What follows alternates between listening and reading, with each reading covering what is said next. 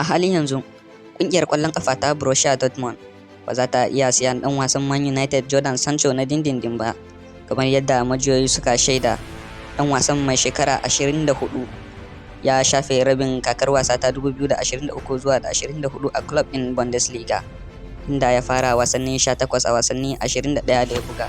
Edin Terzic, wato kocin ƙungiyar ta Jamus, zai so ya dawo da ɗan wasan kan wata yarjejeniya na loan a kakar wasa ta 2024 zuwa 25 saboda tsadan farashin Man United. Dortmund ba za ta iya sanya takunkumi na dindindin ga Sancho ba.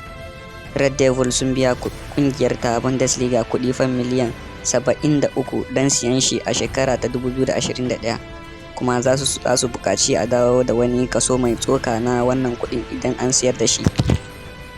Fitaccen ɗan jaridar nan wato Fabrizio Romano ya bayyana cewa Real Madrid na ƙoƙarin ɗaukar ɗan wasan Bayern Munich Alphonso Davies. An fahimci cewa Los Blancos na fatan samun yarjejeniya da ɗan wasan na Canada a wannan bazara. Ɗan wasan mai shekaru 23 ya yi fafatawa mai ban sha'awa a club ɗinsa na Bayern Munich a kakar wasa da ta gabata. Davies ya taka leda a wasanni 44 a kungiyar ta Bayern Munich a kakar wasa da ta gabata, inda ya zura kwallaye 3 ya kuma taimaka aka zura kwallaye 6 a wasannin daban-daban. Hukumar kula da kwallon kafa ta Turai wato UEFA ta sanar da kungiyoyin da za a kara a gasar zakarun Turai a kakar wasa mai zuwa.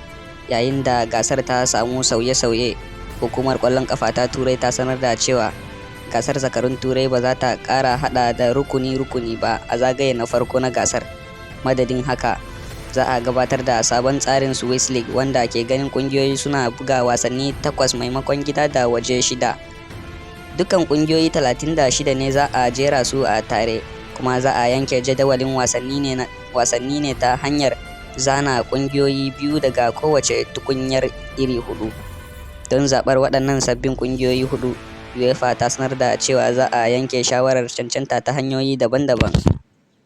To jama'a, duka anan muka kawo ƙarshen labaran, sai kuma wani sabon tsari da na kawo mana ta yanda mutum zai samu kuɗi da wayarsa ta hannu ba tare da ya sa ko sisi ba. Ga mai buƙatar wannan daman, zan ajiye link a profile ɗina ko kuma a comment section. Duk mai buƙata sai ya ɗauka ya je ya shiga ya rijista. Wanda kuma bai gane ba, ga number waya ta a profile zai iya mun magana ta WhatsApp. Mun gode.